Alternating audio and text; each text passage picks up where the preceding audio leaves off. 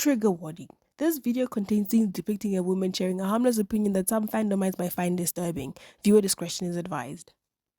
I love terrible women in the media I consume. Women who do objectively bad things, make really stupid decisions, and or act without consideration of how the things they do impact other people because it's fun. It's fun, guys. People who have strong moral convictions are boring. Give me evil, give me stupid, and you give me deeply inconsiderate. When I first watched the Legend of Korra TV series back in 2022, I kind of hated it, not because I hated Korra, but because I found the actual story and setting somehow both dreary and overstimulating. There was constantly something happening, but also not enough, and the resolutions to the plot were too frequent and very disappointing. To me, Korra was annoying but otherwise unremarkable. But then, but then I watched the season 4 finale and baby, did I want more. Of course, I couldn't actually watch more because the TV series was discontinued, so I went ahead and read the comic books.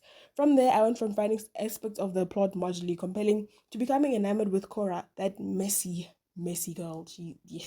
I finished all the comics, rated them highly on Goodreads, and then back to my normal life. Until the January of this year, when Nickelodeon announced that it would be airing a whole new installment of the Avatar saga. And what did they say about the events leading up to the birth of the new Avatar? Only that my girl Korra ruined everything and that the new Avatar will have to suffer because people now think of the Avatar as the world destroyer instead of the world savior. Then came the Korra hate train. So what? So what are we gonna do? What are we gonna do? Which one? What are we gonna do? I don't know. I don't know.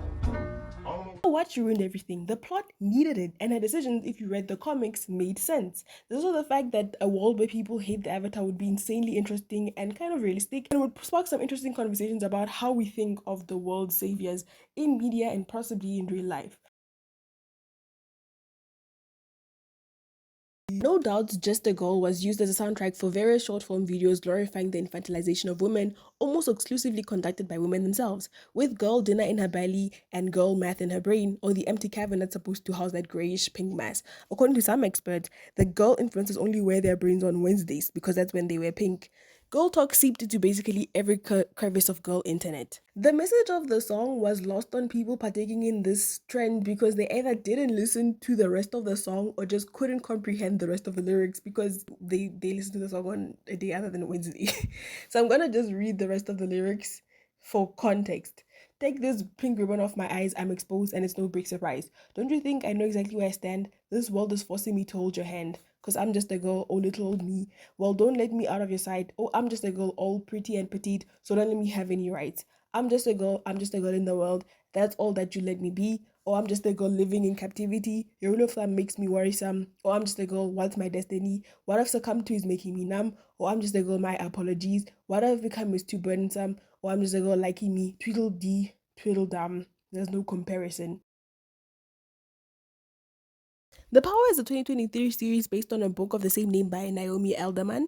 It follows three teenage girls, two women, and a teenage boy navigating the world after women all over the world are given the power of electrocuting people at will. This new power changes global power dynamics, transforming a section of the population who were used to living in constant fear into the power-wielding gender. The first character is Toni Collette, who plays Mayor Margot Clary Lopez. She's basically a girl boss who wants it all but literally cannot. At the start of the series, she's in love with her husband. Her oldest daughter hates her, and she's basically limiting herself by not vying for the position of senator for reasons that are kind of silly and eh. At the end of the series, her daughter loves her and smokes weed with her and also gives her the power, but her husband is cheating and the son has gone down the outright pipeline and hates women now. So Auliʻi Cravalho, who plays Joss Clary Lopez, Margot's daughter. We're introduced to her posting a hate comment on her mother's Instagram, and this is just never adequately addressed, which I thought was pretty messed up. Like, she's the most boring character in the show. There's truly nothing to say about her except she has an intersex boyfriend and he has this power too because he has high estrogen levels. Her asshole brother decides to post about this on the internet and then the boyfriend is sent to a conversion camp, basically. It's truly depressing what happens to him and would have been such an interesting thing to explore in greater detail if the show hadn't been cancelled. The next character is Haley Bush, who plays Allie/Eve, the adoptive daughter of an American Bible Belt couple. Her adoptive dad has been sexually abusing her for years, and when she gets the power, she kills him and runs away and eventually gets to an ant center. She basically starts her own cult, because of course, and it's insinuated that she's the most powerful power ever, which is why later on Roxy will join her. We're gonna get to Roxy in a bit. Eve is one of my least favorite characters because she's forced into this messianic role that well-meaning white people like to stuff black people in. But I think that the show insinuated that she would be in some sort of relationship with Roxy, which would have been incredible because they would push and pull so well. But alas, the show got cancelled. Zrinka Svicek. I'm mispronouncing some names. I'm sorry, guys. And she plays Tiana Moskalev, the wife of Moldova's president. I loved her. She's my second favorite character in the show. She starts off as a gymnast and is supposed to go to the Olympics when the president develops an interest in her when she was literally in her early teens. Her family basically sells off to this man who is old enough to be her grandfather. Her Olympic dreams are shattered, and she basically lives the stereotypical life of an Eastern European woman, oppressed, silent, and waiting for a man with a skinnier nose and a better hairline to save her. But then, boom, plot twist, she takes the power from her hairstylist, kills the president, and then frames the stylist for the murder. She takes over as president of Moldova and is reunited with her sister, who is a recently liberated prostitute who also just gave birth to a child. And the last character is Tohid Jimo, who plays Tunde Ojo, an aspiring Nigerian video journalist. He's the only main character who's a man, honestly. There are other men who play prominent roles, but he's like a fixture of the show. He steals the idea for investigating women who got the power from this girl he's been stringing along. They end up in a relationship, which I thought was fucking silly. Why? Anyway, he witnesses a revolution in West Asia and then Eastern Europe, generally well-meaning, but I simply did not like him. I found him to be not a very compelling character. Last and could never be least, impossible. We have Riaz Mitrovic playing Roxy Monk, the illegitimate daughter of a British gangster. She's an absolute badass. My absolute favorite character in the show. She has no competition, and that actress is a superstar. Her dad arranges for the killing of her mom because the mother started dating a cop.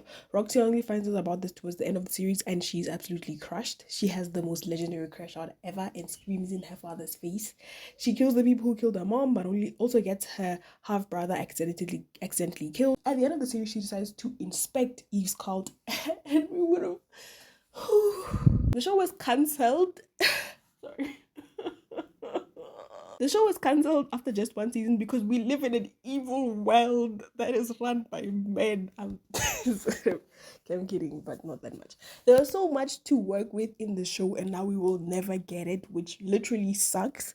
But in the book, we find out that the women end up becoming the more powerful gender, but that nothing is fundamentally changed with this world. We've just gender swapped oppression, which I think is a pretty apt conclusion, honestly, and I found it to be really refreshing. If you're interested in a material analysis of the world and stuff and aren't postmodernist brain, then it'll make sense to you. There's a lot of stuff about the power that I actually don't like. For example, I hate the villainization of Eastern European, specifically Eastern European men. It's so old.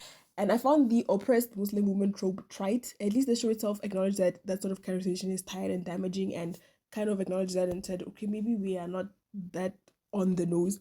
I hate the goddess black woman trope.